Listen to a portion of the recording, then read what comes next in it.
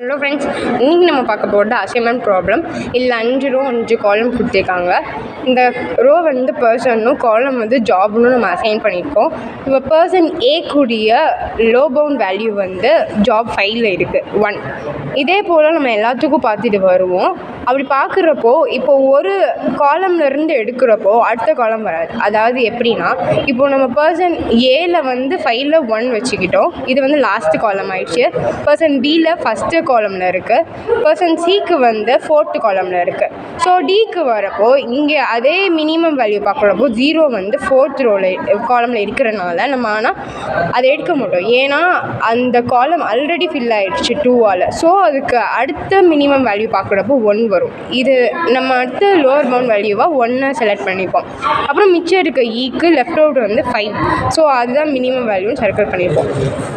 இப்போது இந்த lower bound value எல்லாத்தையும் ஆட் பண்ணுறப்போ உங்களுக்கு 9 கிடைக்கும். இந்த 9 தான் ஹோல் லோ பவுண்ட் வேல்யூ. அடுத்து நம்ம என்ன பண்ண போகிறோம்னா ஸ்டேட் ஸ்பேஸ் ட்ரீ. இது எப்படி பண்ணுறாங்க அப்படின்னா, இப்போது நமக்கு 9 தான் லோவர் பவுண்ட் கிடைச்சதுனால இப்போ எந்தெந்த இடத்துல 9 வருதோ அது எல்லாமே மினிமம் வேல்யூன்னு அசைன் பண்ண போகிறோம். ஸ்டெப் 1 என்னென்னா ஏக்கு பார்க்க போகிறோம். A1ல் வந்து அடுத்து A1 வந்து நம்ம 8ன்னு வச்சுருக்கோம். இப்போது இந்த ட்ரீ எப்படி பண்ண போகிறோம்னா, இப்போ ஸ்டெப் 1 எப்படின்னா, இப்போ ஸ்டார்ட்டில் வந்து நம்ம 9ன்னு வச்சுப்போம். இப்போ A = 1, அதாவது A1ன்னு வைக்கிறப்போ இங்கே 8 இருக்குது. ஸோ 8 தான் ஃபஸ்ட்டு வேல்யூ போட்டுருவோம். அடுத்து பிக்கு வரப்போ அந்த காலம் விட்டுட்டு அடுத்து எது மினிமம் வேல்யூன்னு பார்ப்போம். இதே போல் வரிசையாக எல்லாத்தையும் மறைச்சி காலம் மறைச்சி எக்ஸ்ட்ரா இருக்க மினிமம் வேல்யூலாம் எடுக்கிறப்போ A5ல் 9 வரும். A5 இப்போது 9 தான் அந்த மினிமம் வேல்யூ A5ல் இருக்குது. ஸோ A5ஓட வேல்யூ வந்து 1.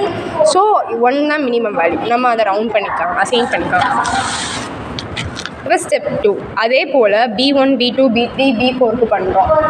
இப்போ முன்னாடியே நம்ம வந்து A5க்கு வந்து 1ன்னு கண்டுபிடிச்சனால ஸோ அந்த காலம் அப்படியே இக்னோர் பண்ணிவிட்டு நம்ம வந்து அடுத்த 4 காலம் பார்ப்போம். இதே மாதிரி வரிசையாக எல்லாத்துக்கும் பண்ணுவோம். C D வரைக்கும் பண்ணிவிட்டு லாஸ்ட் வேல்யூ வர வரைக்கும் பண்ண முடிச்ச பிறகு இங்கே ஒரு பாக்ஸ் போட்டு இது அதே வந்த வேல்யூஸ் எல்லாத்தையும் ரவுண்ட் பண்ணி முடிச்சுடுவோம். இதுதான் அசைன்மெண்ட் ப்ராப்ளம்.